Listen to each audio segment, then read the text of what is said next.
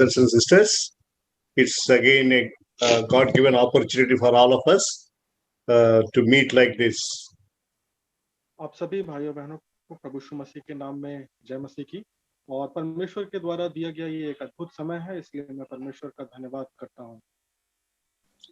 But Saurabh, I think your voice seems to be low. For me, I'm not hearing good. Maybe I don't know about others. It is low, brother. It is very low, brother. Yeah, Saurabh's voice is very low. Is this fine now? No, not clear. I think your mic you went somewhere.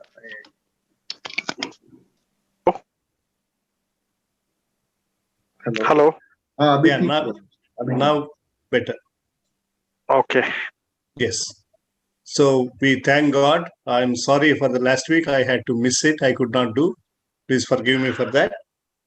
और पिछले सप्ताह के लिए मैं क्षमा प्रार्थी हूँ क्योंकि कुछ कारणोंवश ये सत्र नहीं हो पाया, इसलिए मुझे कृपया करके क्षमा करें। And Ashi, blessings to you. You are singing. That little girl. और बेटी आशी को परमेश्वर की ओर से बहुत आशीषें मिले क्योंकि उसने बहुत अच्छे गीत को गाया है। Yeah, now let us turn our Bibles to Book of Acts, chapter 9. आइए हम अपने बाइबल को खोलें और प्रेरितों के काम उसकी पुस्तक उसका 9वां अध्याय निकालें। Yeah, last time when we studied 8th chapter, how God was using Philip particularly to take the gospel in a place called Samaria. और पिछले सप्ताह या पिछले बार जब हमने अध्ययन किया था तो हमने 8वें अध्याय का अध्ययन किया था और उस 8वें अध्याय में हमने ये देखा कि किस प्रकार परमेश्वर फिलिप्पुस का इस्तेमाल करता है और सामरिया तक सुसमाचार को ले जाने में फिलिप का इस्तेमाल परमेश्वर करता है। Yeah, for your memory or for your information, Philip is another deacon, one of the deacons, along with Stephen. You know, I think you remember 7 people were chosen to be the leaders after the disciple, the second line leadership or deacons or whatever. और आपको याद होगा जो फिलिप्पुस है वो उन 7 सेवकों में से है जिनका चुनाव हुआ था। हम पहले इस चीज को पढ़ लिए हैं, स्तिफनुस के विषय में हमने पढ़ा है और फिर फिलिप्पुस भी है जो उन 7 सेवकों में से था जिसे कलीसिया की सेवा करने के लिए अलग किया गया था। So in chapter 7 we see the great ministry of Stephen, and he was martyred. And then in 8th chapter, we see the ministry of Philip, and he did a great ministry. And particularly, he went to a desert, you know, and then he gave a gospel to an important person, an official, Ethiopian official. और हम देखते हैं 7वें अध्याय में किस प्रकार से स्तिफनुस जो कि सुसमाचार के कारण शहीद हो गया, उसके जीवन के विषय में और स्तिफनुस के संदेश के विषय में हमने सीखा। उसके बाद 8वें अध्याय में हम फिलिप्पुस के जीवन के विषय में देखे कि किस प्रकार परमेश्वर ने फिलिप्पुस को एक मरुभूमि में एक ऐसे जगह पे लेकर गया सामरिया में, जहां पर एक व्यक्ति के लिए जो इफिसुस का जो खोजा था उसके लिए उस तक परमेश्वर फिलिप्पुस को पहुंचाता है और उसके जीवन में कार्य करने के लिए फिलिप्पुस को परमेश्वर 8वें अध्याय पे इस्तेमाल करता है। One important focus of their ministry, their message, was the cross of Christ. Either Peter in the early chapters, or the Stephen, or even Philip here, they're all speaking about the cross of Christ, which was very fresh. Just then happened. Jesus Christ died on the cross just then, few weeks back, and he rose from the dead. That was the focus of their message. तो जब हम अलग अलग प्रेरितों को देखते हैं कि जब वो अपने संदेशों को दे रहे हैं तो उन सभी के संदेशों में जो सामान्य बात है या जो मुख्य बात है वो मसीह के क्रूस की जो कथा है वो हम देखते हैं सामान्यतः पाई जाती है। वो इसलिए है क्योंकि जिस समय ये चेलों ने ये प्रेरितों ने सुसमाचार को प्रचार करना शुरू किया है वो एक ऐसा समय है जब हाल ही में प्रभु यीशु मसीह क्रूस पर मृत्यु हुआ और उसका पुनरुत्थान हुआ है। तो जो यादें हैं प्रेरितों की वो बहुत ताजा है, इसीलिए उनका जो केंद्र बिंदु है वो एक है और वो है क्रूस, प्रभु यीशु मसीह का क्रूस और प्रभु यीशु मसीह का पुनरुत्थान। And interestingly, even the Ethiopian official was also reading the book of Isaiah when he was going back to his place from Jerusalem, when he was sitting on the chariot. He was reading the book of Isaiah.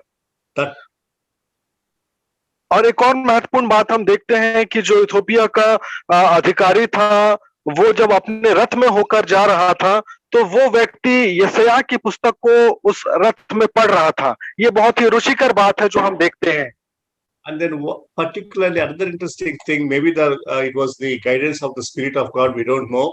He was particularly reading Isaiah 53rd chapter about the crucifixion of the Lord Jesus Christ. And the official was not very clear about whom this was written, about the prophet Isaiah or about whom. So he had a question. और वो जो खोजा था, वो जब यशायाह की पुस्तक पढ़ रहा था तो विशेषकर वो यशायाह 53 को पढ़ रहा था, जहां पे मसीह के दुख के बारे में लिखा हुआ है। तो जब वो उस चीज को पढ़ रहा था तो उसके मन में एक सवाल उठ रहा था कि ये जो वेदनाएं हैं ये किस व्यक्ति के विषय में लिखा हुआ है। तो ऐसे एक संदर्भ में हम देखते हैं फिलिप्पुस उसके पास पहुंचता है। So now when we think about the whole thing, even today, this day also, the cross of Christ is the centrality of the message of the Christianity. What we need to preach today is about the cross of Christ, the death of Christ on the cross and about his resurrection. That is the gospel.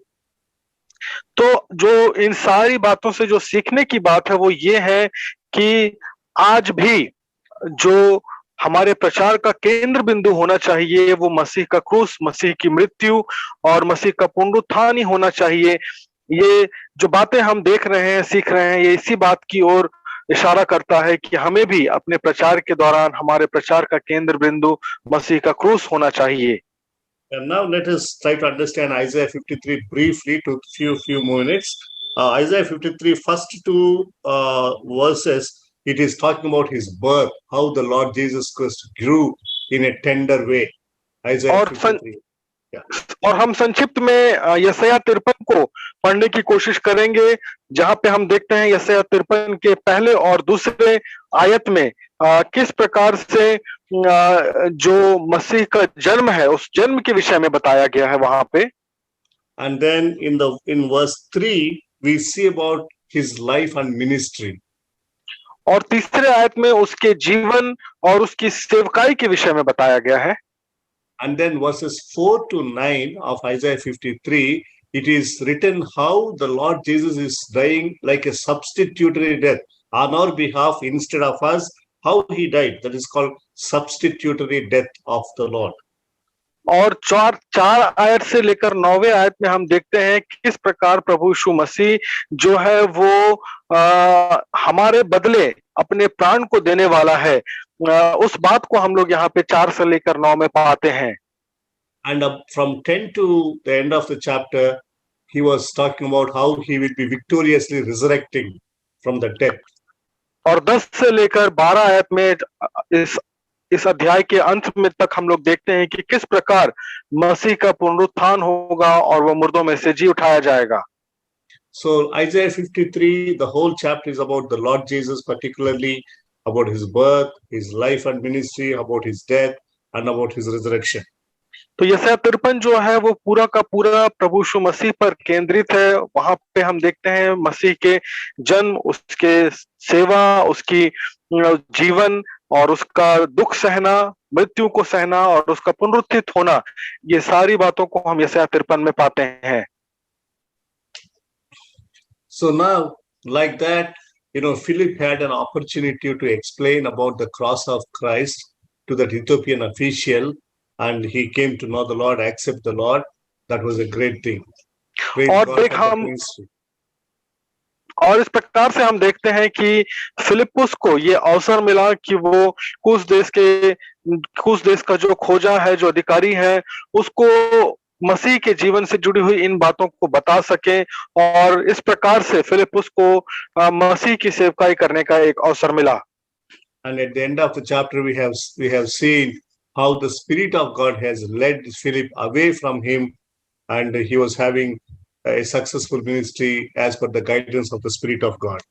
और 8वें अध्याय के अंतिम भाग में हम देखते हैं फिर ऐसा होता है कि पवित्र आत्मा की अगुवाई में फिलिप उस स्थान से उठा लिया जाता है और वहां पर वो बड़े ही सफलतापूर्वक अपनी सेवा को पूरा कर पाता है.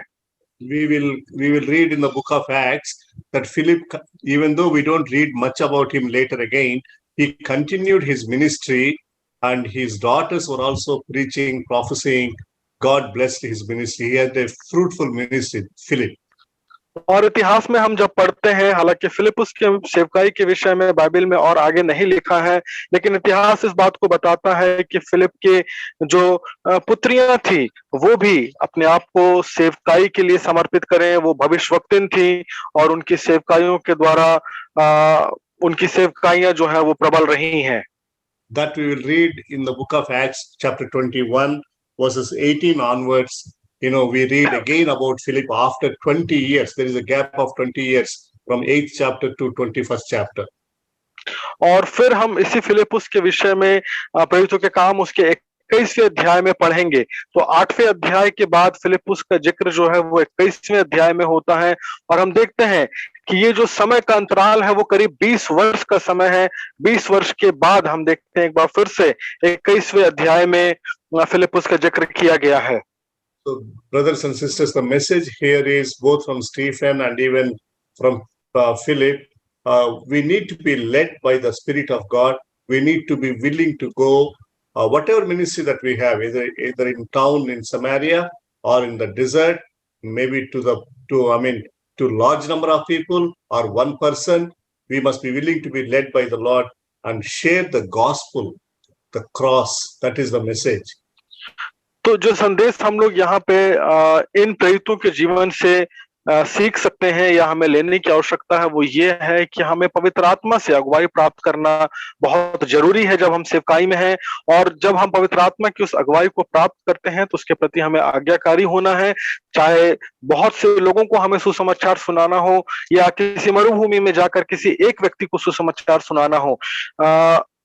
हमारे श्रोता चाहे कोई भी क्यों ना हो, लेकिन हम पवित्र आत्मा की अगुवाई में उस सेवा को अपने जीवन से पूरा करने वाले हों और इस बात की अगुवाई हमें अपने सेवकाई में प्राप्त करना बहुत जरूरी है. And again, we don't read much about him, but he continued to minister, though his work is not recorded, but he continued. That's another lesson that we need to learn. In whichever way God leads, we need to be faithful in serving the Lord. Please don't stop. So suppose if you're invited to be a public preacher, okay, go there and be a public preacher. If you want to be a private minister, be a private minister.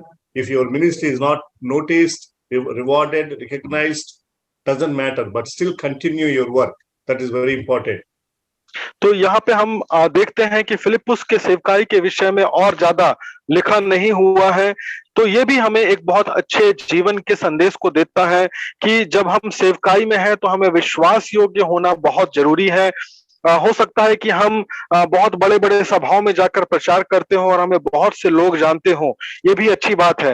या हो सकता है कि हमारी सेवकाई कुछ लोगों तक ही सीमित हो, या हो सकता है कि हमारी सेवकाई बहुत ही सीमित लोगों के लिए हो. मेरे प्रियो, ये महत्वपूर्ण है कि हम जिस भी परिप्रेक्ष्य में सेवा कर रहे हैं उस संदर्भ में हम परमेश्वर के प्रति विश्वास योग्य रहें और परमेश्वर उस सेवकाई में जो हमें दी गई है निश्चय आशीषित करेगा अगर हम विश्वास योग्य बने हुए हैं तो.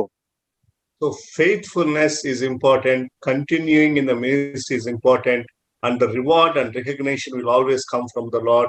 It not from the people, but it is there. God is watching over us. Remember that and continue in the ministry. और सेवकाई में इस बात को हमेशा स्मरण रखें कि विश्वास योग्य होना जरूरी है और अपनी सेवा को करते रहना भी जरूरी है. इसका प्रतिफल और इसका सम्मान जो है वो हमारा परमेश्वर की ओर से, मसीह की ओर से हमारे लिए रखा हुआ है और वो हमें जरूर प्राप्त होगा. इसीलिए हम चाहे अपने सेवकाई में जाने जाएं या ना जाने जाएं, हमें अपने सेवकाई में फलों को देखने मिले या ना मिले, लेकिन हम विश्वास योग्य होना और सेवकाई में बने रहना बहुत जरूरी है. And with this, now in chapter 9, another great character, another great personality is introduced to us in book of Acts chapter 9. और इसी संदर्भ में अब हम 9वें अध्याय में आगे बढ़ेंगे और हम देखते हैं कि 9वें अध्याय में एक बहुत ही विशेष चरित्र का हमारे साथ परिचय कराया जाएगा और ये जो व्यक्ति है ये बहुत ही विशेष है और महान व्यक्ति है. Let us read the 9th chapter. I will read first few verses for you, for all of us. 9th chapter, verse 1 onwards. Maybe Saurabh can read probably first 9 verses. और हम लोग प्रेरितों के काम 9वां अध्याय उसके 1 से लेकर 9 आयत को अब पढ़ेंगे. प्रेरितों के काम 9 उसका 1 से 9. साउल जो अब तक प्रभु के चेलों को धमकाने और घात करने की धुन में था, महायाजक के पास गया और उससे दमिश्क के आराधनालयों के नाम पर इस अभिप्राय की चिट्ठी मांगी कि क्या पुरुष क्या स्त्री जिन्हें वे इस पंथ पर पाए उन्हें बांधकर यरूशलेम ले आए. परंतु चलते चलते जब वह दमिश्क के निकट पहुंचा तो एकाएक आकाश से उसके चारों ओर ज्योति चमकी और वह भूमि पर गिर पड़ा और यह शब्द सुना, हे शाऊल तू मुझे क्यों सताता है? उसने पूछा, हे प्रभु तू कौन है? उसने कहा, मैं यीशु हूँ जिसे तू सताता है. परंतु अब उठकर नगर में जा और जो तुझे करना है वह तुझसे कहा जाएगा. जो मनुष्य उसके साथ थे वे अबाक रह गए क्योंकि शब्द तो सुनते थे परंतु किसी को देखते न थे. तब साउल भूमि पर से उठा परंतु जब आंखें खोली तो उसे कुछ दिखाई न दिया और वे उसका हाथ पकड़ के दमिश्क में ले गए. वह 3 दिन तक न देख सका और न खाया और न पिया. The person, the great personality that is introduced to us here is a man called Saul. तो यहाँ पे जो महान व्यक्ति जिसका परिचय कराया गया है उसका नाम है Saul. Saul, the name you may remember from the Old Testament, that is the name of the first king of Israel. Saul was there in the Old Testament. और साउल नाम जब हम सुनते हैं तो हमें स्मरण करना चाहिए कि इस्राएल का जो प्रथम राजा हुआ पुराने नियम में हम पाते हैं उसका भी नाम साउल था. So here, this Saul is of course different, but this Saul, what we understand from the first few verses, and he was also introduced at the death of Stephen, okay, in the book of Acts chapter 7, we already got to know about him. He is a very important person, very ferocious person. He was a great leader among the Jews. और हम लोग यहाँ पे देखते हैं कि ये Saul जो है वो पुराने नियम के साउल से भिन्न है, लेकिन इसका परिचय जो है वो हमें यहाँ पे कराया जाता है. और 8वें अध्याय के अंतिम भाग में भी हम देखते हैं कि साउल के विषय में कुछ बातें लिखी हुई है. तो हम देखते हैं कि साउल जो है वो यहूदियों में का एक प्रमुख व्यक्ति है, एक विशेष व्यक्ति है और उसके स्वभाव से समझ में आ रहा है कि वो एक उग्र किस्म का व्यक्ति है. तो ये कुछ बातें हैं जो साउल के परिचय में लिखी हुई है. Yes. So now he was persecuting the church because he was having a very strong belief in the Old Testament faith, that is the Jewish faith, where they believe there is only one God, Yahweh, Jehovah, and any person who claims to be God cannot be accepted, should not be accepted. So Saul was a very zealous Jewish person. He is a Jew, strong Jew. तो Saul के जीवन से हम देखते हैं कि वो कलीसिया का सताने वाला है. हम जब बाइबल उसका परिचय कराती है तो वो कलीसिया को सताने के कार्य में लगा हुआ है. और सवाल ये है कि वो कलीसिया को क्यों सता रहा है, तो उसका उत्तर ये है कि साउल पुराने नियम का एक कट्टरपंथी है. वो एक बहुत ही कट्टर विश्वासी है, कट्टर यहूदी है और यहूदी इस बात को मानते हैं कि यहोवा परमेश्वर, यहोवा परमेश्वर के अलावा और कोई परमेश्वर नहीं है. और जो व्यक्ति ये बोलेगा कि वो परमेश्वर है या परमेश्वर को छोड़ के और कोई अपने आप को परमेश्वर घोषित करने की कोशिश करेगा, साउल उस व्यक्ति के प्रति उग्र है और इस प्रकार की विश्वास मत को वो स्वीकार नहीं करना चाहता है, इसलिए वो कलीसिया को सताता है. So now, when he realized that these people, these Christians are speaking about Jesus Christ, the Messiah, who died No, he was the major question for Saul to believe in Messiah, the Lord Jesus Christ as Messiah, is if Jesus was Messiah, how can he die on the cross? Because Old Testament tells us the one who is hung on the cross is a cursed person. He's a cursed person. So Jesus was a cursed person. How can he be a God? That was the question. तो जब Christian लोग या जो मसीही लोग थे वो प्रभु यीशु मसीह के मृत्यु और उसके पुनरुत्थान का प्रचार कर रहे थे, तो पौलुस को इस बात को स्वीकार करना बहुत ही कठिन लग रहा था कि अगर मसीह परमेश्वर है तो फिर वो कैसे क्रूस पर मर सकता है, क्योंकि पुराने नियम के अनुसार जो व्यक्ति क्रूस पर जिस व्यक्ति को क्रूस पर लटका कर मारा जाता है वो श्रापित व्यक्ति होता है। तो एक क्रूस पर लटका हुआ व्यक्ति कैसे परमेश्वर हो सकता है, ये पौलुस की समस्या थी। So now, when Christians are preaching about him, they're always preaching about the death and the resurrection, and Jesus is alive. He came back from death. So, and the number is becoming more. The number of Christianity, it is growing. Many people are following the way. So, all these reasons were disturbing Paul. तो जब पौलुस देखता है, Saul जो है वो जब देखता है कि जो मसीह लोग हैं वो लगातार यीशु मसीह का प्रचार कर रहे हैं, उसके विषय में लोगों को सिखा रहे हैं, और जिसके परिणाम स्वरूप बहुत से लोग कलीसिया में बढ़ते जा रहे हैं। So now he is committed, seriously committed to somehow wipe out, to remove the Christianity from the face of the earth. He wanted to see that there is no Christianity in the whole world. So now he got permission to go to Damascus. He got the permission from the high priest. तो जब वो देख रहा है कि मसीह इस प्रकार से यीशु का प्रचार कर रहे हैं और लोग बढ़ते जा रहे हैं, तो उसके लिए ये बहुत ही समस्या वाली बात हो गई थी और उस बात को वो स्वीकार नहीं करना चाहता था, जिस कारण से वो अधिकारियों से जाकर अनुमति लेता है और वो चाहता है कि जो लोग इस विश्वास मत में जुड़ रहे हैं उनको वो सताए, और ऐसा ही काम करने के लिए वो दमिश्क में जाकर कलीसिया को सताने की अनुमति लेता है। So Damascus is another important town with a lot of Jewish population. More number of Jews are there, and 40 to 50 synagogues are there already in Damascus. That is the reason why he was going to Damascus. और दमिश्क नाम का जो नगर है वो बहुत ही प्रचलित नगर हुआ करता था उस समय, और वहां पर जो यहूदियों की संख्या थी वो बहुत बड़ी संख्या थी, और ऐसा भी कहा जाता है कि करीब 42 सभागृह थे जहां पे यहूदी इकट्ठे होकर जहां पे मसीह इकट्ठे होकर संगति किया करते थे। तो इन कारणों से साउल जो है वो दमिश्क नाम के नगर को जाना चाहता था। And when it comes to his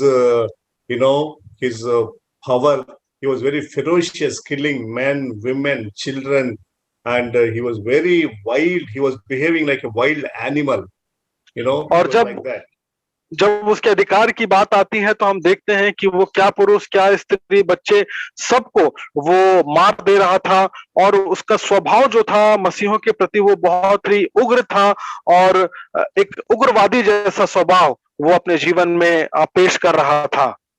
Yes, that is the right word, Ugravadi. He was almost like that.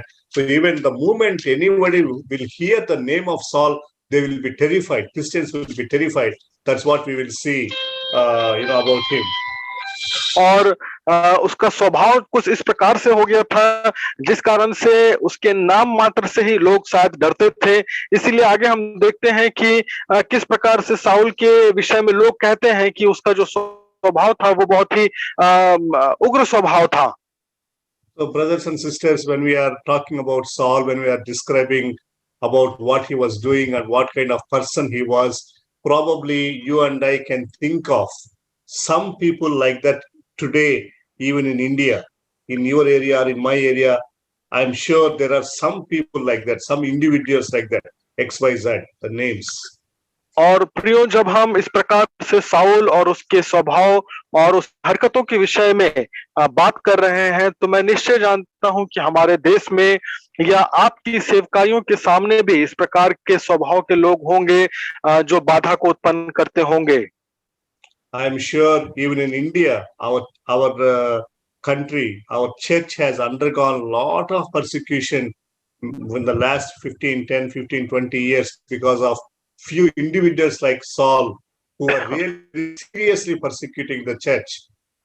और मैं जानता हूं और आप भी ये जानते होंगे कि हमारे देश में पिछले 15 से 20 सालों में हम देखते हैं किस प्रकार से कलीसियाओं को सताया जा रहा है, और साउल के समान ऐसे कई लोग हैं जिन्होंने कलीसिया को हानि पहुंचाना चाहा है और विश्वासियों को सताया है। We can think of what had happened in 1998 or 99 in Orissa, Graham Staines, killing of Graham Staines. And what we can think of what had happened in Danks, district of Danks in Gujarat. And we can understand what is happening in Bihar, like that. Many incidents are there. Even now, till today, there is a lot of systematic persecution going against the Christian church in India today. और मैं आपको स्मरण दिलाना चाहता हूं कि 98-99 में जो उड़ीसा में सताव हुआ था, जिसमें ग्राहम स्टेन के परिवार को खत्म कर दिया गया था, और उसके बाद डैंग के जगह में गुजरात में जो मसीहों के ऊपर में सताव आया था, उसके पश्चात हम देखते हैं किस प्रकार से अलग अलग समय में और आज के समय में भी हम देखते हैं कि किस प्रकार से कलीसियाओं का सताव हो रहा है, और बड़े ही योजनाबद्ध तरीके से लोग कलीसियाओं को और विश्वासियों को सता रहे हैं। So I don't want to take the names of those individuals, but I'm sure you have few people in your mind who are behaving like this terrorists or Ugravadi in our ministry against our churches.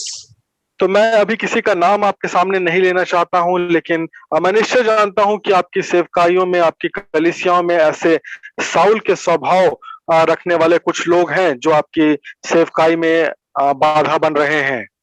And then keeping that in mind as a background, let's read 9th chapter, how Saul was brought to the Lord, how Saul's conversion has taken place. तो इन बातों को मन में रखते हुए, दिमाग में रखते हुए, अब आइए हम लोग 9वें अध्याय का अध्ययन करें और देखें कि किस प्रकार से Saul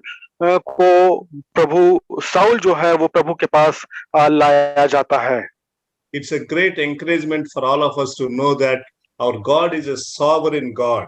He is a big God. Even people like Saul, or terrorist, violent people like Saul can be brought down. They can be silenced by the work and power of the Lord. और इस बात को हमें अपने जीवन में, अपनी सेवकाई में हमेशा स्मरण रखना है कि हमारा परमेश्वर जो है वो सर्वोच्च परमेश्वर है, और वो इतना सामर्थी परमेश्वर है कि साउल के स्वभाव रखने वाले लोग भी, इस प्रकार के उग्रवादी लोग भी, जब परमेश्वर उनके जीवन में काम करता है तो वो नम्र हो जाते हैं, और इस बात को हम साउल के जीवन से सीख सकते हैं। So it is very dramatic how things had happened. When he was going on his way, he saw a big light on the midday. In the midday, usually sun will be very bright, but during that bright sun, he saw a bigger light. Okay, and he heard a voice. तो हम देखते हैं कि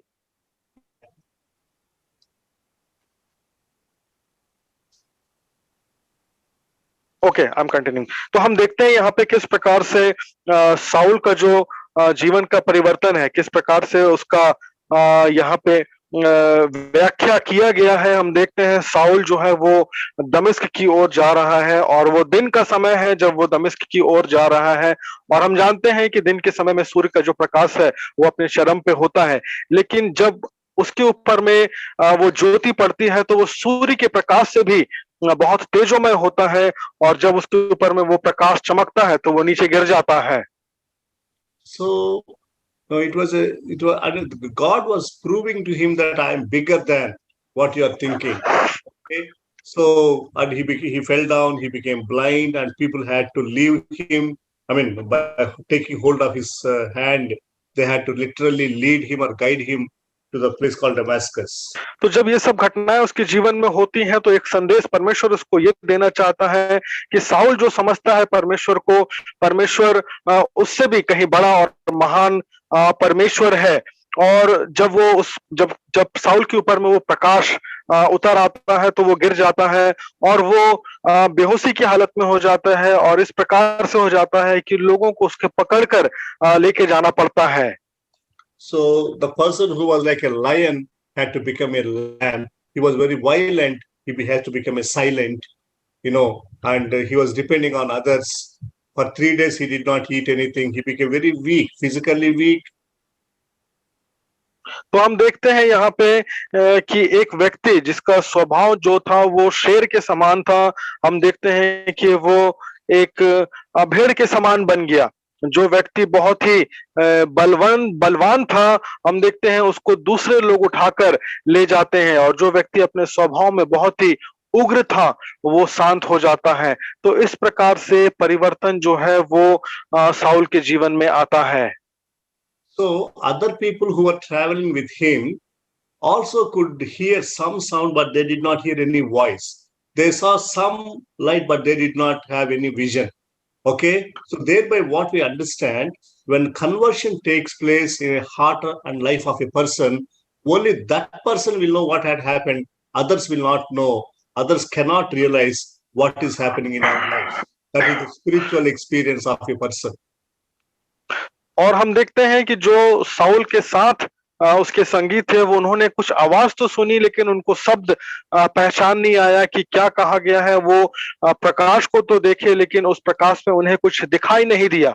तो ये एक महत्वपूर्ण संदेश को देता है कि जब एक व्यक्ति के जीवन में परिवर्तन होता है, जब उसका मन परिवर्तन होता है, तो उसका अनुभव सिर्फ वही व्यक्ति कर सकता है और दूसरे उस अनुभव को नहीं समझ सकते।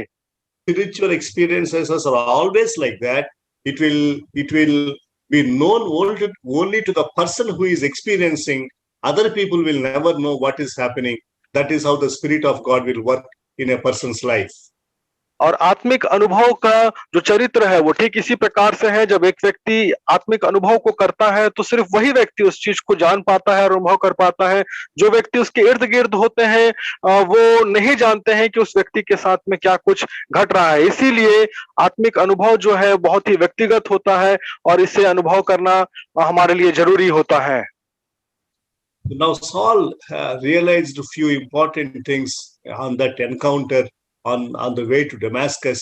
The first thing he realized was Jesus, whom he was persecuting, Jesus, whom he thought was a dead and gone, a cursed person, that Jesus is alive. Jesus is alive.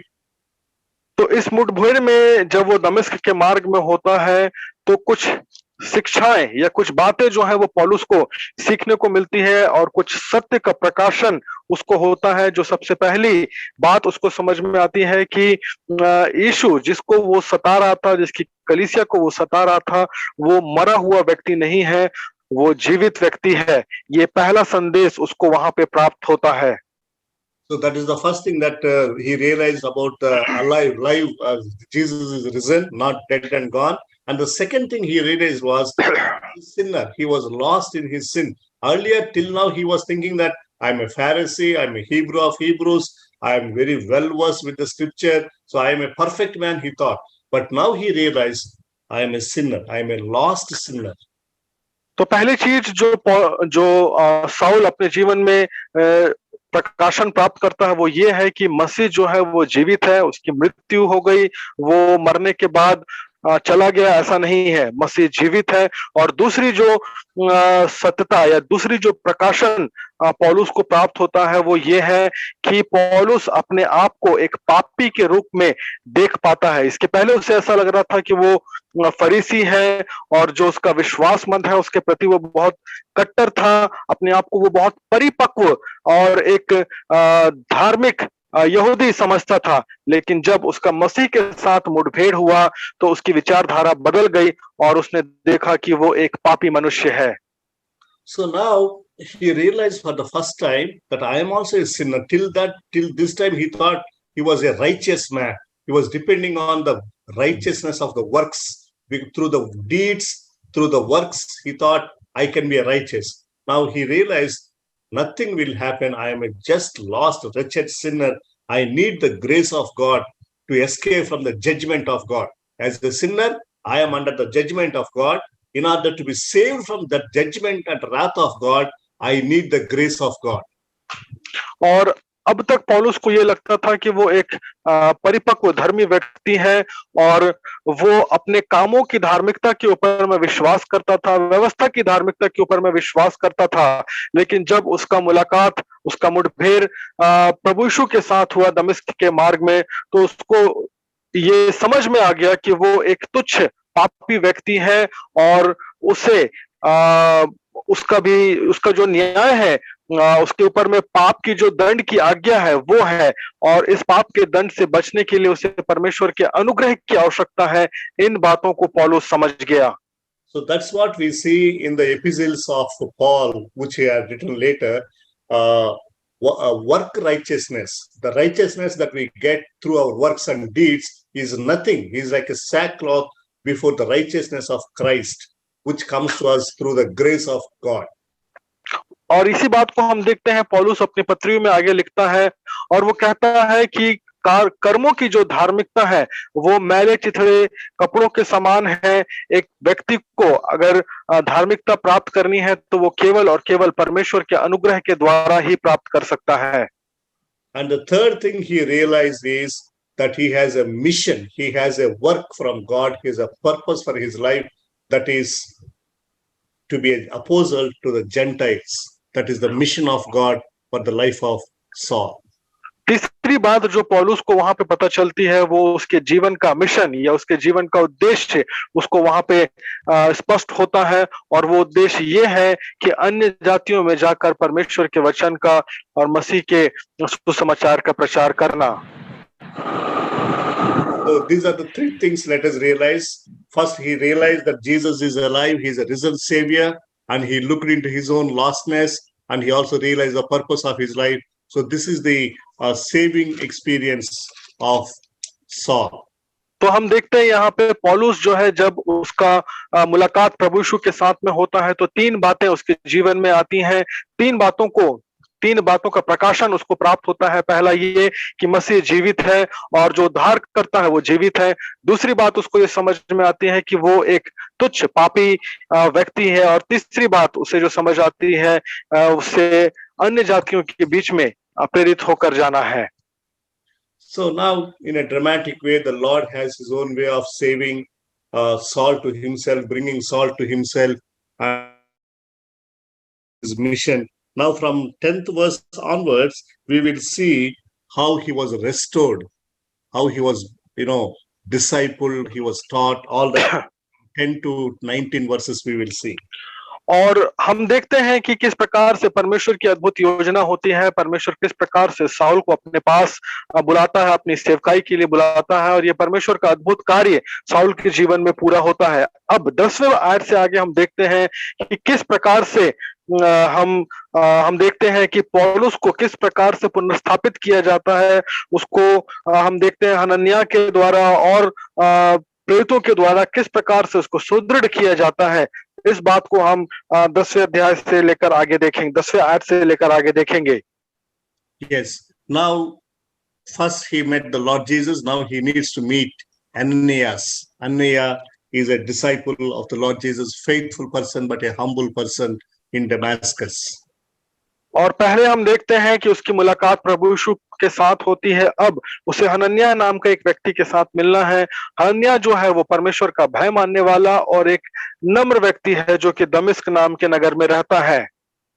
Ananias was a faithful believer, and the Lord had chosen Ananias to disciple, to lead, to guide this great man, big man, Saul. But Ananias also had his own fears when the Lord visited him. हम हनन्याह के जीवन के विषय में ये जानते हैं कि हनन्याह एक विश्वास योग्य व्यक्ति है, और परमेश्वर ने इस व्यक्ति को, हनन्याह को, इसलिए ठहराया है कि वो पौलुस की अगुवाई करे, उसका मार्गदर्शन करे, उसकी शिक्षा दे। लेकिन इसके पहले ये सारी बातें हनन्याह करे, उसके मन में भी एक भय है जब वो पौलुस के विषय में परमेश्वर की ओर से आज्ञा को प्राप्त करता है। So it is natural, of course, for Ananias to be afraid, to be fearful about Saul, because what they heard about Saul was always different. He was a ferocious man. But the Lord was very clear in informing Ananias that now Paul is praying in the house of Judah.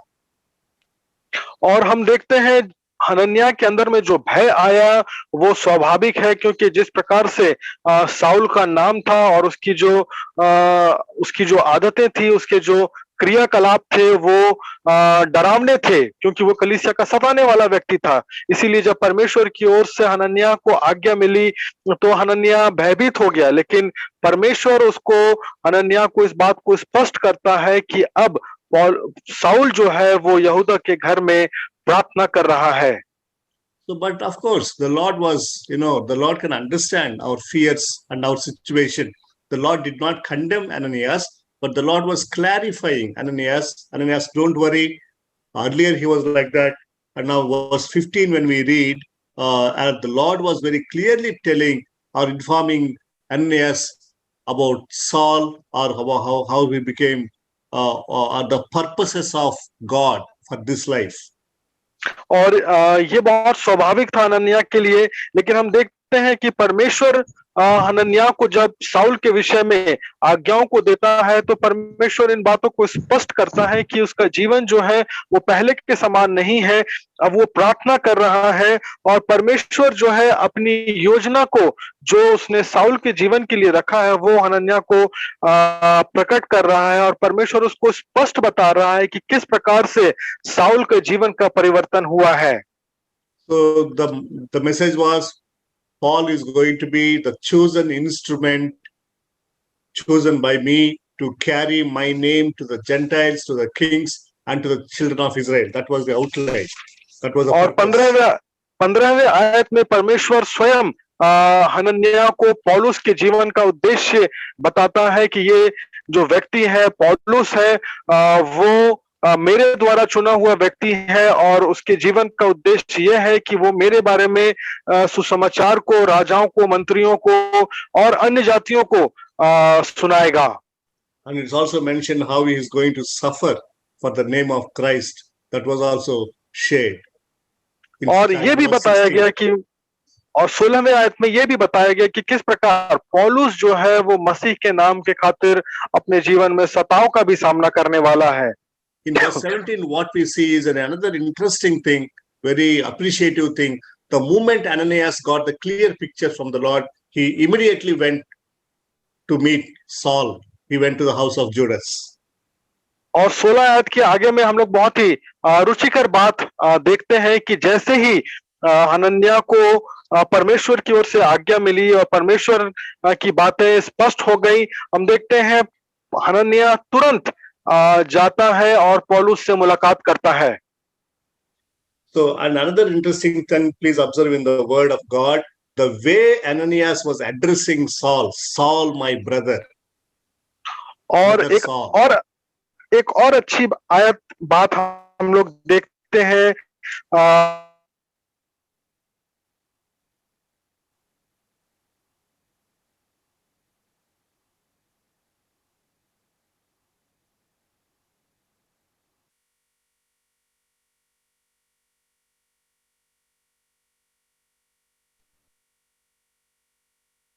Hello Yes, Saurabh, I think you got struck. Okay, I will repeat once again.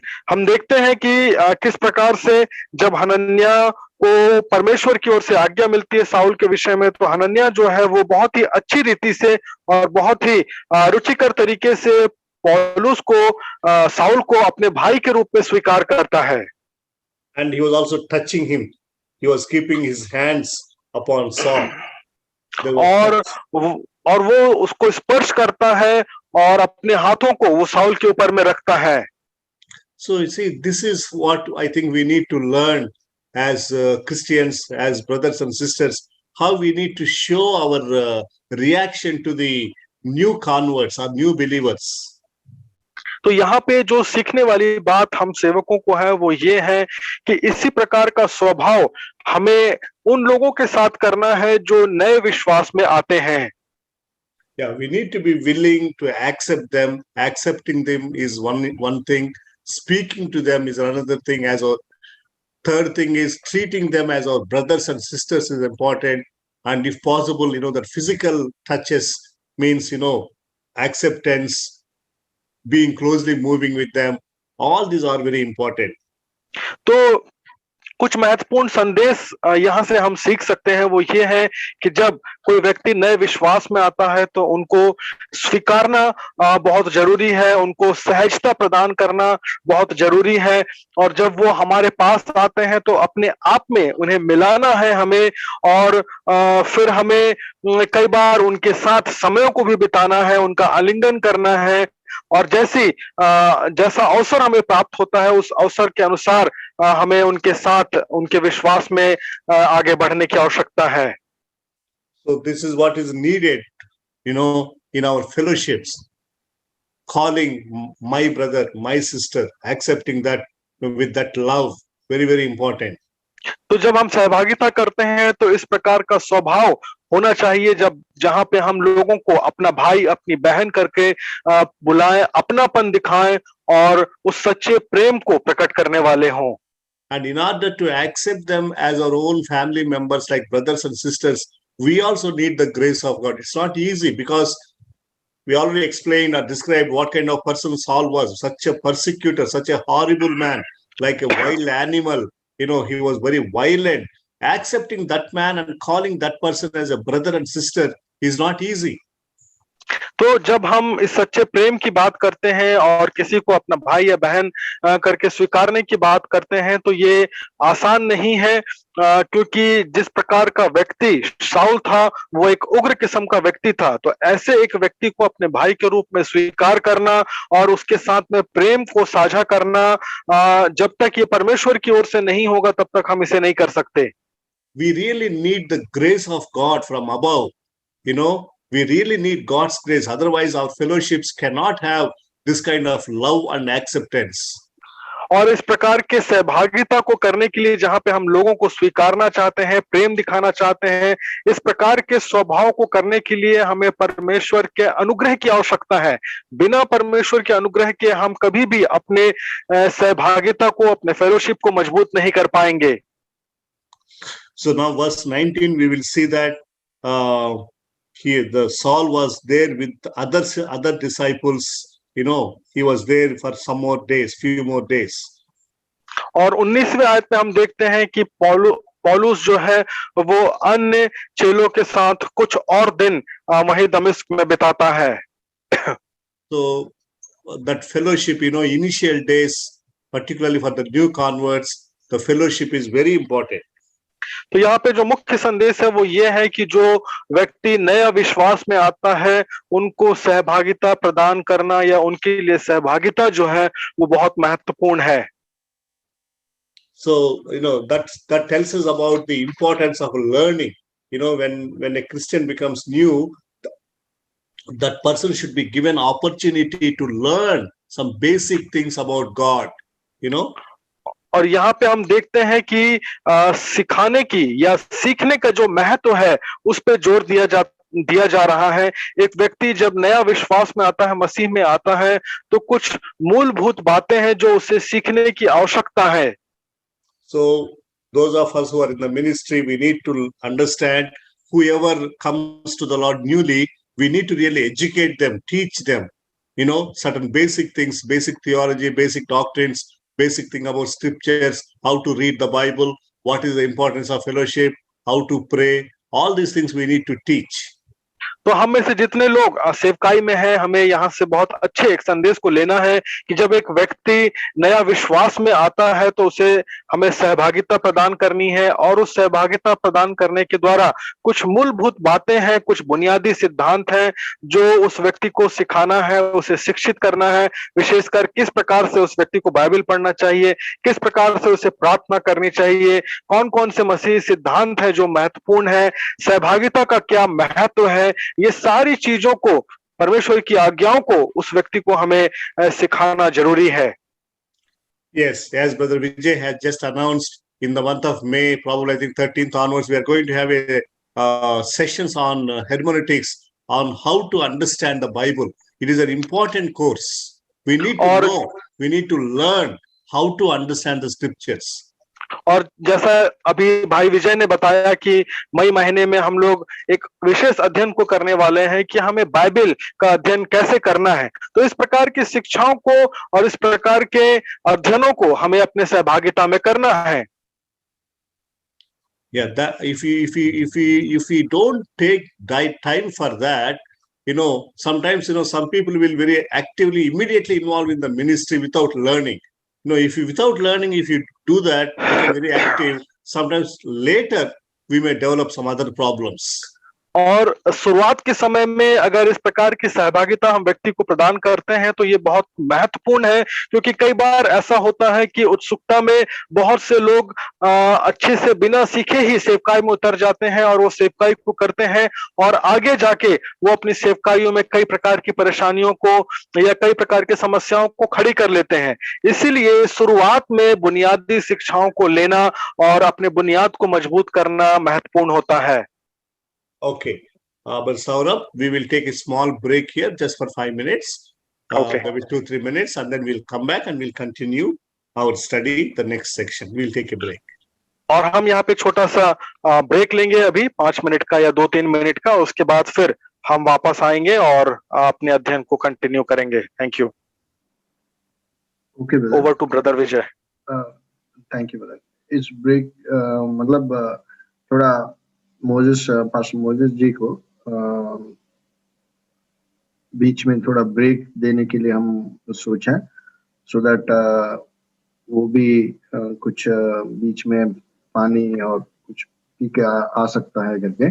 सो इस break में आप कोई sister Kalesh और कोई प्रभु का स्तुति करने के लिए आप गाना गा सकता है, तो आप एक गाना गाइए, उसके बीच में भाई मोजेस जी आएगा। जी ब्रदर, थैंक यू। मैं प्रभु की महिमा के लिए एक गीत गाना चाहती हूँ। जाएंगे उत्तम एक देश में जरूर, रहेंगे प्रभु के साथ हम जरूर। जाएंगे उत्तम एक देश में जरूर, रहेंगे प्रभु के साथ हम जरूर। स्वर्गीय देश उत्तम भी वो है, हमारा वो देश जो अद्भुत है। स्वर्गीय देश उत्तम भी वो है, हमारा वो देश जो अद्भुत है। जाएंगे उत्तम एक देश में जरूर, रहेंगे प्रभु के साथ हम जरूर। पिता को भाया है हमें राज्य दे, दुनिया की सृष्टि से पहले बनाया है। जाएंगे उत्तम एक देश में जरूर, रहेंगे प्रभु के साथ हम जरूर। अद्भुत वो नगर है, ईश्वर की रचना है। दृढ़ता से नींव डाली, देर भी किया है। जाएंगे उत्तम एक देश में जरूर, रहेंगे प्रभु के साथ हम जरूर। Thank you brother. Thank you sister, बहुत अच्छा गाना गाया। यस, हम जरूर प्रभु का साथ में रहेगा। थैंक यू फॉर अश्योरेंस, मतलब वो अश्योरेंस हम सभी को होना चाहिए। हम जरूर प्रभु के साथ हम रहेगा करके वो अश्योरेंस हर एक विश्वासी को रहना चाहिए। सो Anna, if you are ready, you can come, or else we will have another song.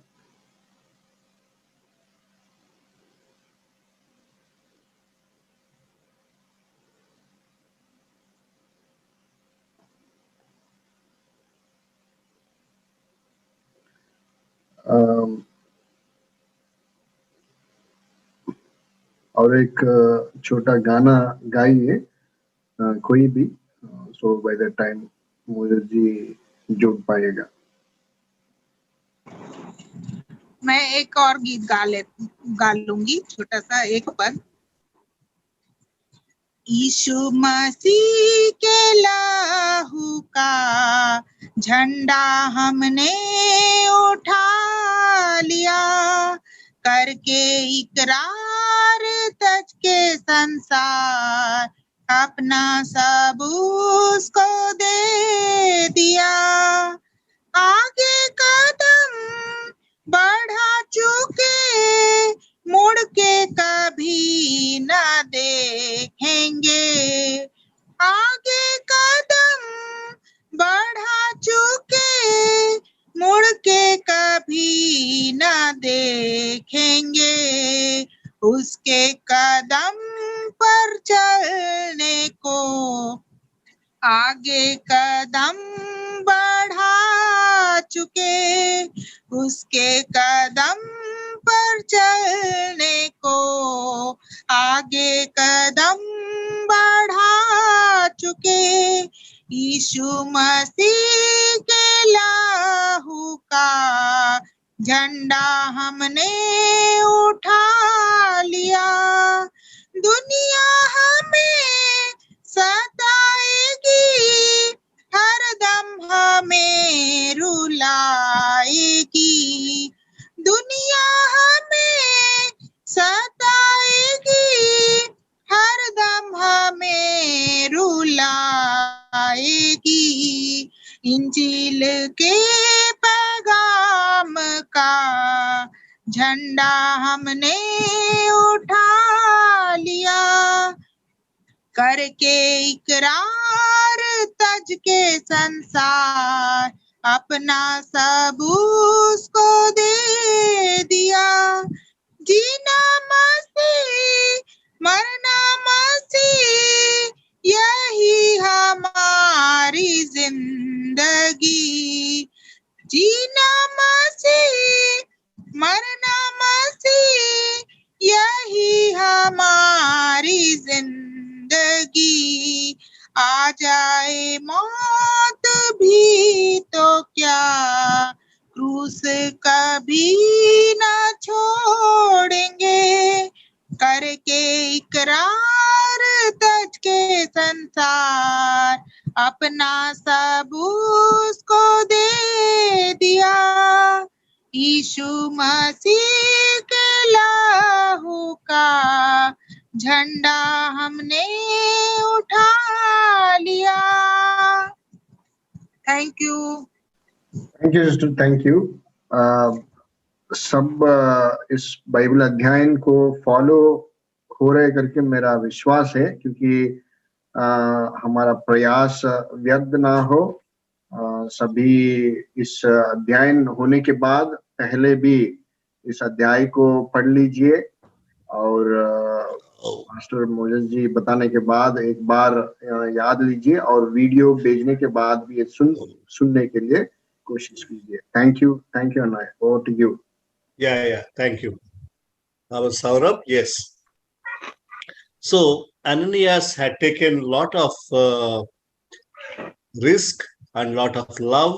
He has put in efforts, and Ananias also was a very good example in accepting Saul, training Saul, teaching Saul, introducing him to the other believers, other disciples. That's very good.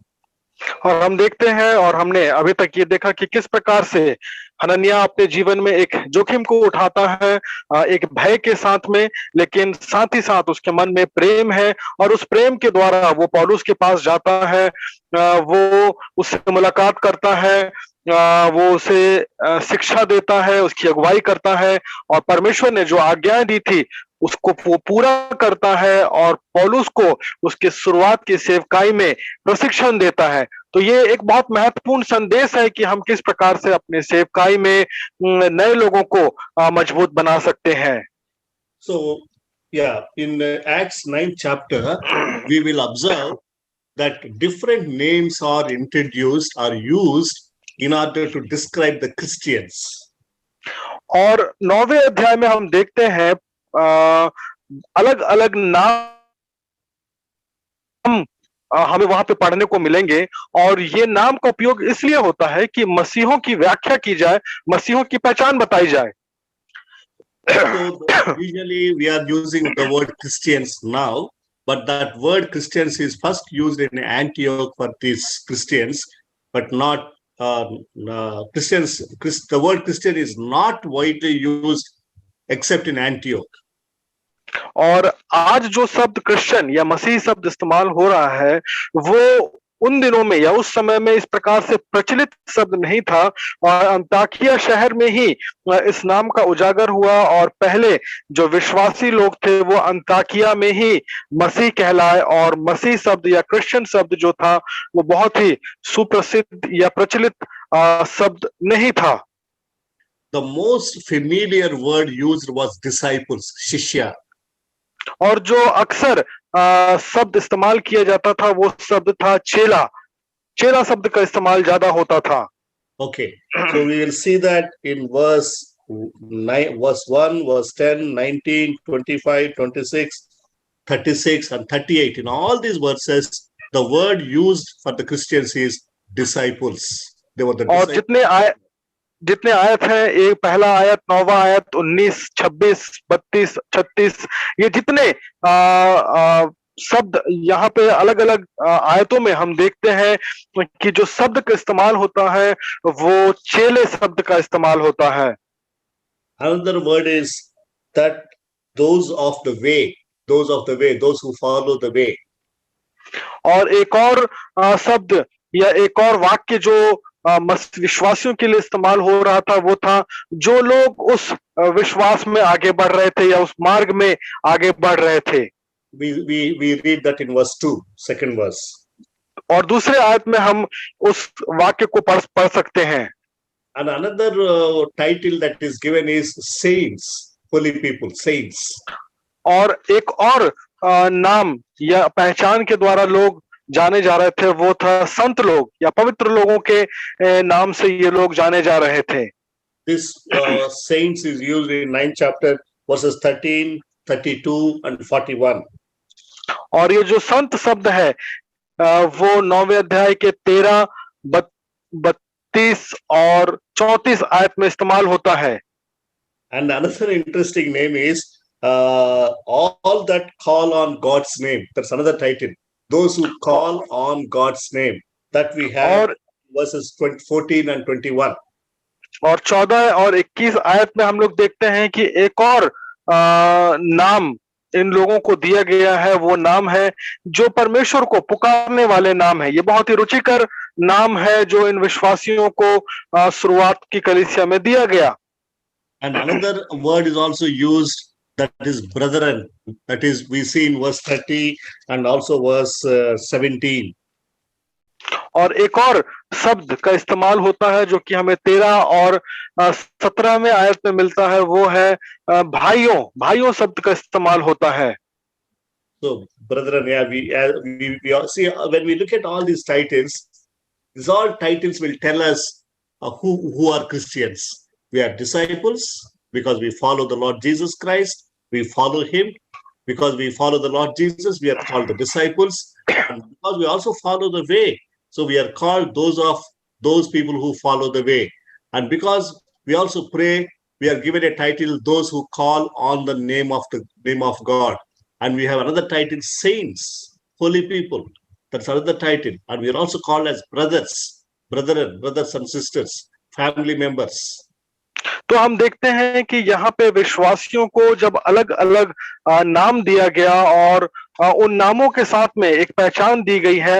हम देखते हैं पहले उनको मसीह के पीछे चलने वाले लोग बताया गया, क्योंकि ये विश्वासी या मसीह लोग प्रभु यीशु के पीछे चलते हैं, इसीलिए उनको मसीह के पीछे चलने वाला नाम दिया गया। चूंकि विश्वासी लोग प्रार्थना करते हैं तो उनको प्रार्थना करने वाले या परमेश्वर को पुकारने वालों का नाम दिया गया। हम देखते हैं संत का जो शीर्षक है वो विश्वासियों को दिया जाता है।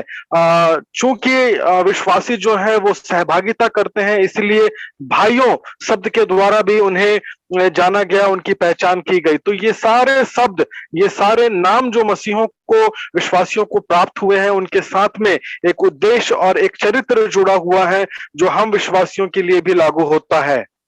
And now we will see from verse 20 to 25 how he met the opposition, how Saul, who became Paul, he became,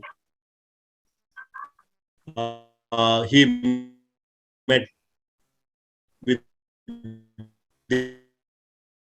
the opposition. तो उससे एक विरोध का सामना करना पड़ता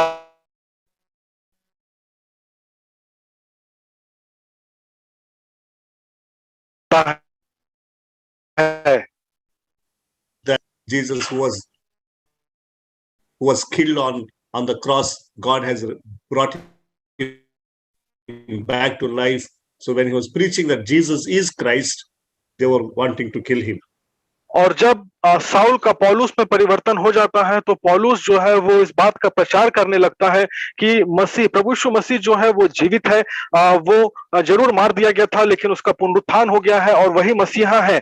जब इस सुसमाचार को पौलुस प्रचार करने लगा तो वहां के जो यहूदी थे वो षड्यंत्र करके पौलुस को मार डालना चाहते थे।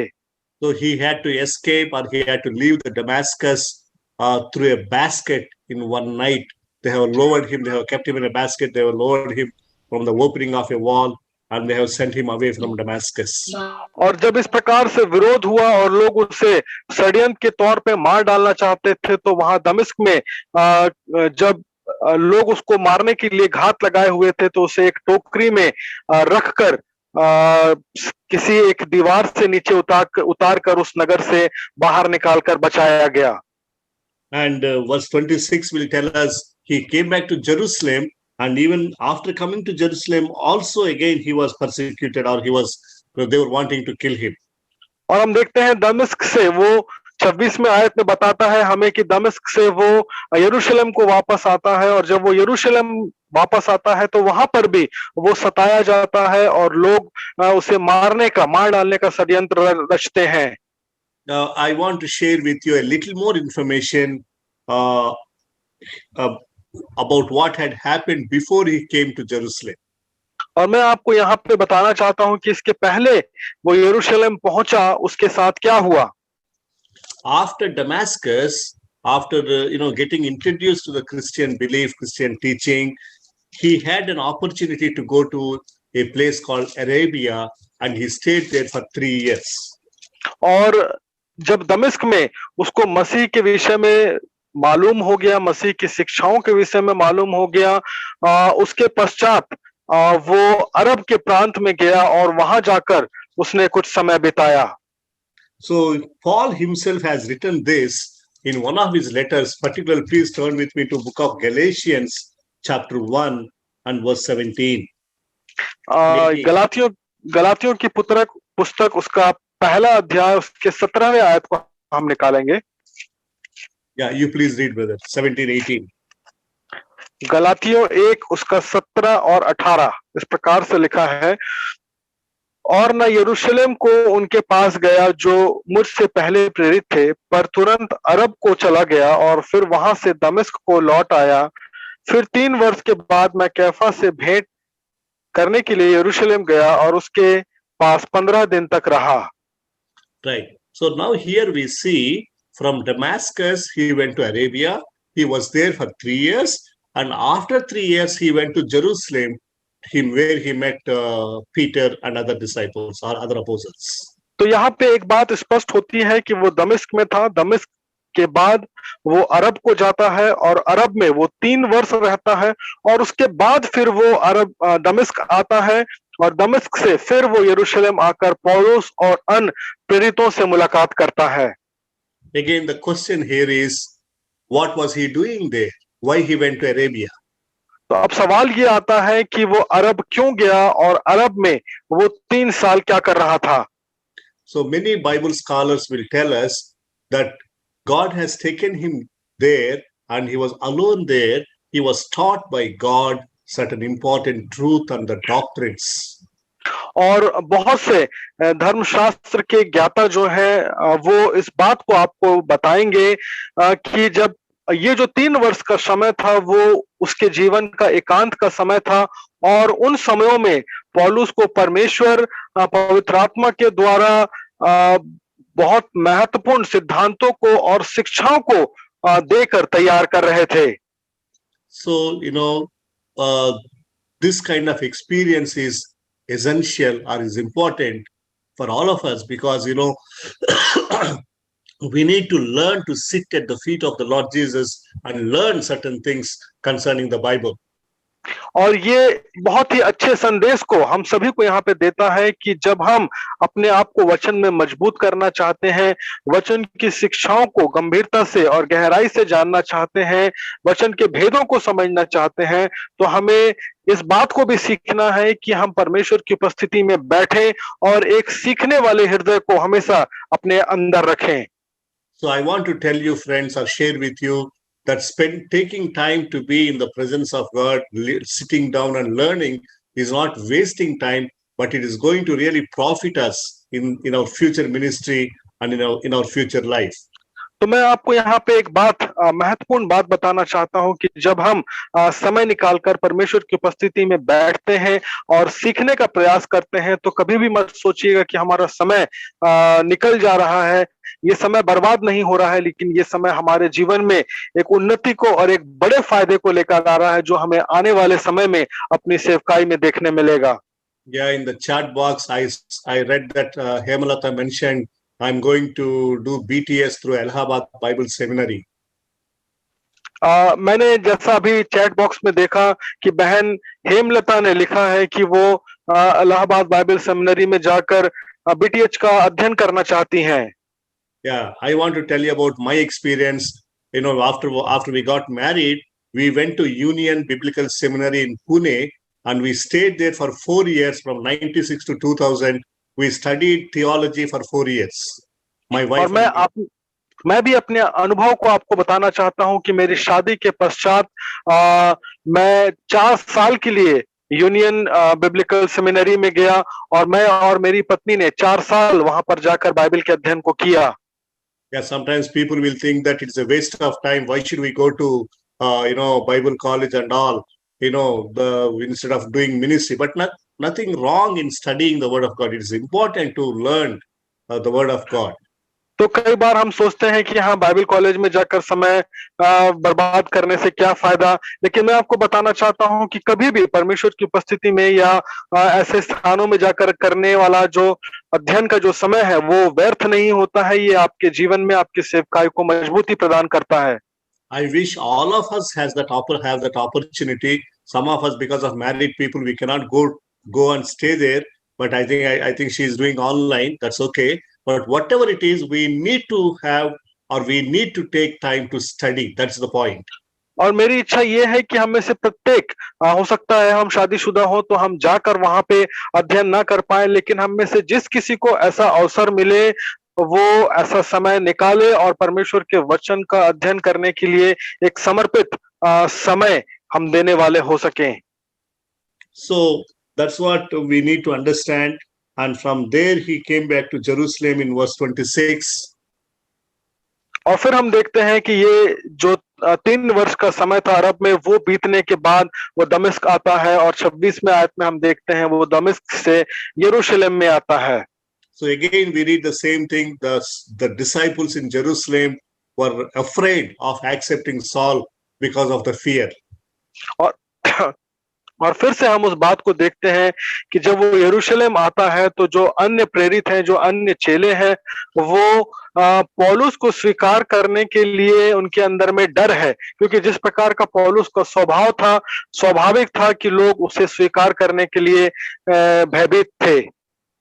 And again it was Barnabas who accepted Saul and who accompanied Saul, and he introduced Saul to the church, to the believers and to the elders and the apostles at Jerusalem.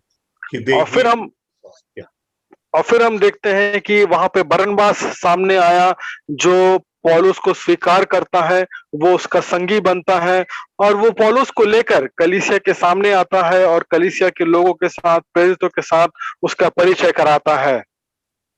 Yeah. So Barnabas, the role of Barnabas is very important in our churches, in our fellowships today.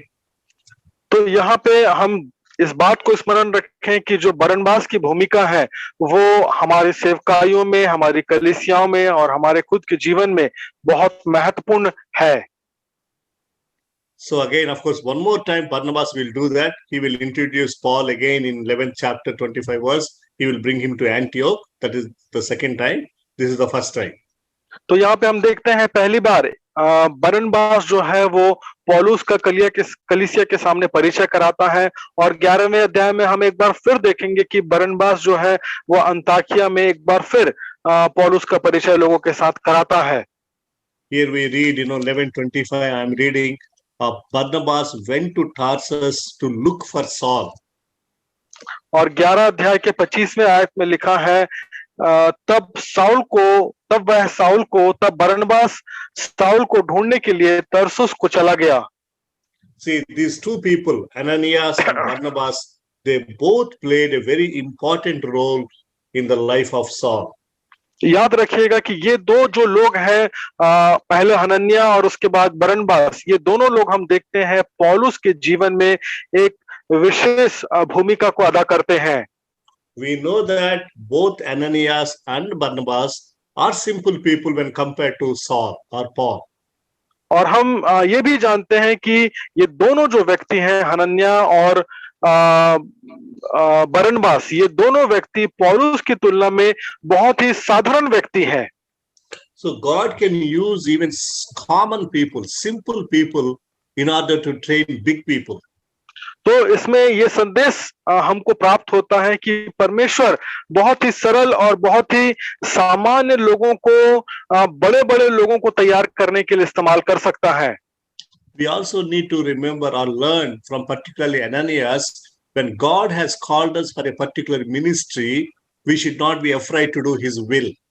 और हनन्याह और बरनबास के जीवन से हम एक और महत्वपूर्ण संदेश को ये प्राप्त कर सकते हैं कि जब परमेश्वर ने हमें किसी एक विशेष सेवकाई के लिए बुलाया है तो हम कभी भी उसमें आगे बढ़ने से डरे नहीं, क्योंकि ये परमेश्वर की इच्छा है और इसे पूरा करके हम परमेश्वर की इच्छा को पूरा करते हैं।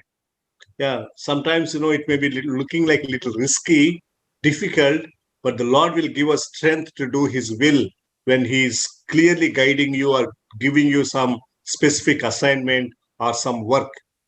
और जब परमेश्वर आपको कुछ विशेष कार्यों को देते हैं या विशेष उद्देश्यों के साथ में आपको कुछ आज्ञा देते हैं, आपसे बातचीत करते हैं, तो हो सकता है कि हमें उसमें जोखिम लगे, हमें उसमें डर हो, लेकिन याद रखिएगा कि वो परमेश्वर की इच्छा है और परमेश्वर की इच्छा परमेश्वर आपके जीवन से ठीक पूरा करेगा, इसीलिए आप भयभीत ना हो। Whom you are counseling today, whom you are strengthening today, whom you are introducing today, they might become big leaders tomorrow that you don't know. और आपको नहीं मालूम कि जो लोग आज आपके साथ सहभागिता कर रहे हैं, जिनको आप संदेश दे रहे हैं, जिनको आप तैयार कर रहे हैं, वचन सिखा रहे हैं, आने वाले कल में ये लोग बड़े-बड़े प्रचारक और बड़े-बड़े कलीसिया के अगुवे बन जाएंगे। In 1855, in one of the Sunday schools, there was a person by name Edward Kimball. He was taking a class to the young people in the Sunday school, 1855. 1855 में एक ऐसी घटना हुई कि एक व्यक्ति है एडवर्ड किम्बल नाम के, वो एक संडे स्कूल की क्लास ले रहे थे। But that Edward Kimball in 1855 did not know that one of his young people are going to be great leaders tomorrow. और एडवर्ड किम्बल जो है वो उस दिन या उस समय नहीं जानते थे कि जो उनके संडे स्कूल क्लास में बच्चे आ रहे हैं, उन बच्चे में से एक बच्चा ऐसा है जो आने वाले कल में एक महान व्यक्ति बनने जा रहा है। That one young man in that Sunday school class in 1855, the name of that one young man is D.L. Moody. और 1855 में जो एडवर्ड किम्बल क्लास ले रहे थे, जिन बच्चों को सिखा रहे थे, उन बच्चों में से एक बच्चा जो महान व्यक्ति बना वो है DL Moody. And now later on, D.L. Moody became a great servant of God who changed the whole course of history, Christian history. और फिर हम जानते हैं कि ये डीएल मूडी जो है वो परमेश्वर का एक बहुत ही महान सेवक बना और मसीह के इतिहास को उसने उलट पुलट किया। So today you and I could be like Ananias and Barnabas. और हो सकता है कि आज हमारी जो सेवा है वो हनन्या या बरनबास के समान हो। Maybe simple people and common people. हो सकता है हम बहुत साधारण लोग हों और हमारी बहुत प्रसिद्धि ना हो, But God may use us to bring or train people like Saul or Paul. लेकिन याद रखिएगा परमेश्वर आपको साउल के समान लोगों को बनाने के लिए तैयार कर रहा है। So don't be afraid to do his will when God calls you. जब परमेश्वर आपको बुलाहट देता है तो कभी भी उसकी इच्छा को पूरा करने में डरे नहीं। We see the Barnabas speaking so much about Saul. He was explaining him, defending Saul about what all he did in Damascus. So Barnabas was explaining or convincing the leadership at Jerusalem. और हम देखते हैं बरनबास जो है वो पौलुस के लिए खड़ा होता है और जो कुछ भी घटना पौलुस के जीवन में घटती है दमिश्क में, उन सारी घटनाओं को वो लोगों को समझाने की कोशिश करता है। जो कलीसिया के अगुवे हैं, प्राचीन हैं, प्रेरित हैं, उनको बताता है कि जो पौलुस के साथ हुआ है वो सारी बातें सत्य हैं और सच्चाई को, पौलुस के अंश की जो सच्चाइयां हैं उन सच्चाइयों को वो कलीसिया के लोगों के सामने रखता है। So please take time to take the side of the new converts and strengthen them, introduce them and be with them. इसीलिए आप हमेशा जो आपके कलीसिया में, आपकी संगति में नए लोग आते हैं, उनके साथ समय बिताइए, उनका परिचय कराइए और हमेशा उनके हक में खड़े होने की कोशिश कीजिए। So initially we read that Barnabas and Paul. Later on, Barnabas became backstep. Paul and Barnabas. Paul became a major important person. और हम देखते हैं शुरुआती दौर में बरनबास और पौलुस इन दोनों का नाम आता है और हम पढ़ते हैं बरनबास और पौलुस जो है वो सेवकाइयों को करते हैं, मिशनरी यात्राओं को करते हैं। लेकिन आगे जब हम देखते हैं उनकी सेवकाई में परिवर्तन आता है, पहले पौलुस का नाम आता है और फिर बरनबास का नाम आता है। पौलुस की जो सेवकाई है वो बरनबास से और अधिक बड़ी हो जाती है। पौलुस जो है वो प्रसिद्ध व्यक्ति बन जाता है। In our Bible college, there used to be a professor. Of course, he was a missionary from New Zealand by name Ian Kemp. He was MTH. He was our teacher. He taught us. और जिस Bible college में मैं पढ़ रहा था वहां पे हमारे एक शिक्षक रहे हैं, उनका नाम था इयान। वो विदेश से थे और वो एक शिक्षक थे और वो हमको पढ़ाने का काम करते थे। So he was just MTH, BD MTH, but his students later on went on to do PhD and they became the head of the department. They became his bosses. और ऐसा हुआ, वो जो हमारे सर थे, शिक्षक थे, वो बीडी किए हुए थे और एमटीएच किए हुए थे, लेकिन उनके पढ़ाए हुए बच्चे जो हैं उन्होंने डॉक्टरेट की पदवी हासिल की और फिर वापस उसी कॉलेज में आकर उनके डिपार्टमेंट में वो प्रमुख भूमिका निभाने लगे और वो उस हमारे जो सर हैं उनके वो अधिकारी बनकर बैठ गए। So Ian Kemp was just faculty, teaching faculty. His own students who studied under him, they became head of the department and they became his bosses. तो जो इयान कैंप जो हमारे सर थे वो एक शिक्षक थे और उनके पढ़ाए हुए बच्चे जो थे वो उस विभाग के मुखिया या प्रमुख बन गए। In fact, we need to understand the real success of the ministry is that our students will become greater than us. That is the real success. और ये तथ्य या ये संदेश इस बात से हमें लेना है कि हमारे सेवकाई की सफलता इसी में है कि हमारे सिखाए हुए लोग जो हैं वो हमसे बड़े बन जाएं। So that is a good sign that you have taught them well and they became successful. और जब ऐसा होता है, आपके सिखाए हुए लोग आपसे बड़े हो जाते हैं, तो ये इस बात का चिन्ह है कि आप एक बहुत अच्छे शिक्षक हैं और आपने बहुत अच्छे से उन विद्यार्थियों को सिखाया है। So in verse